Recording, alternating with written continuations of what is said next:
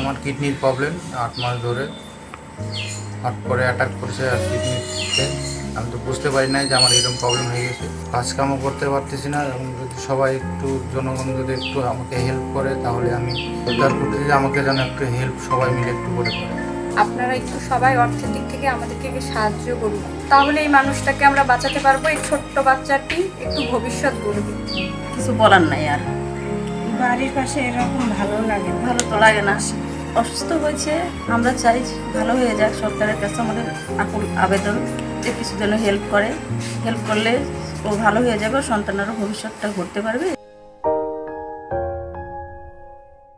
কথায় বলে, মরিতে চাহি না আমি সুন্দর ভুবনে, যত কষ্টই হোক আসুক যতই যন্ত্রণা, এই সুন্দর ধরাধাম ছেড়ে যেতে চায় না কেউই।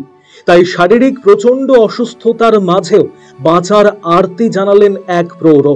রায়গঞ্জ ব্লকের 14 নম্বর কমলাবাড়ি গ্রাম পঞ্চায়েতের অন্তর্গত ছটপড়ুয়া পেপার মিল এলাকার বাসিন্দা সুজিত কবিরাজ। বয়স এখনো 50-এর দোরগোড়ায় পৌঁছয়নি। পেশায় তিনি সোনার দোকানের কারিগর ছিলেন। স্ত্রী এবং এক ছেলেকে নিয়ে দিব্যি চলছিল সংসার, কিন্তু আচমকাই পরিবারে নেমে এলো এক কালো ছায়া। গত 8 মাস আগে হঠাৎই অসুস্থ হয়ে পড়লেন সুজিত। শারীরিক পরীক্ষা নিরীক্ষার পর ধরা পড়ল তার 2টি কিডনি বিকল।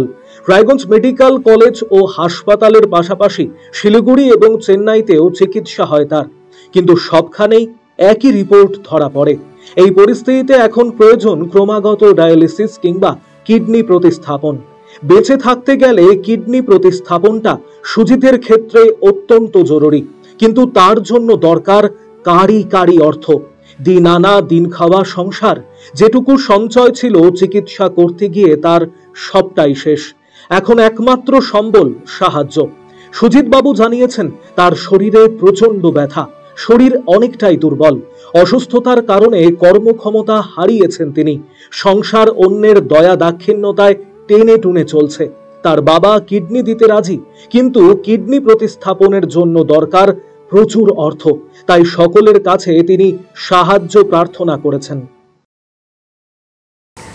আমার কিডনির প্রবলেম 8 মাস ধরে হট করে অ্যাটাক করেছে আর কিডনিতে।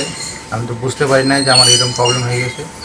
তারপরে ডাক্তার দেখানোর পরে দেখি যে কিডনির প্রবলেম। তো ডাক্তার তো বলছে ডায়ালিসিস করতে হবে, না হলে ট্রান্সপ্লান্ট করতে হবে।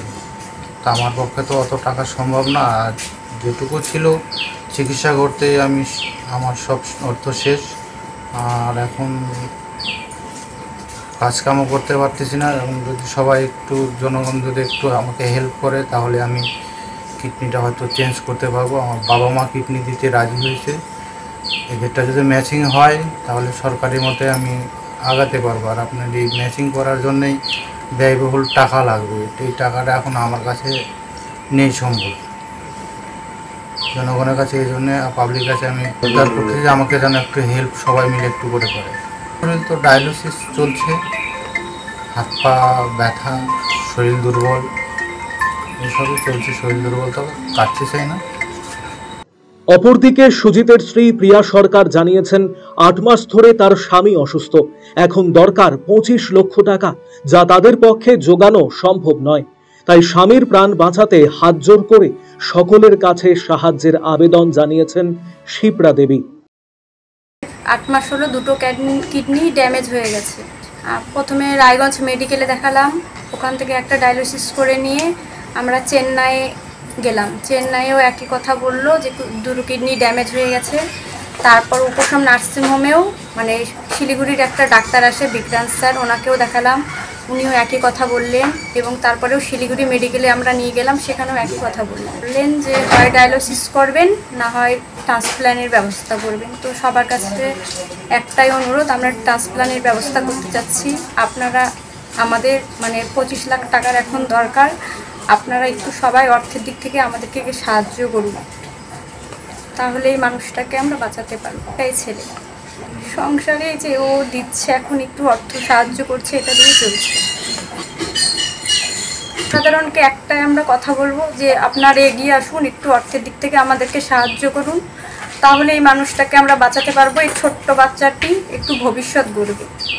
সুজিতের এই অবস্থা দেখে ভেঙে পড়েছেন তার প্রতিবেশীরাও।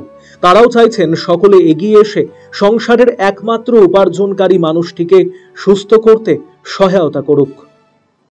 অসুস্থ হয়েছে, আমরা চাই ভালো হয়ে যাক। সরকারের কাছে আমাদের আকুল আবেদন যে কিছু যেন হেল্প করলে ও ভালো হয়ে যাবে, সন্তানেরও ভবিষ্যৎটা ঘুরতে পারবে। আর খুব কষ্টের মধ্যে চলতেছে, সহ্য হয় না, কষ্ট হয়, কিছু বলার নাই। আর বাড়ির পাশে এরকম ভালো লাগে না, ভালো তো লাগে না।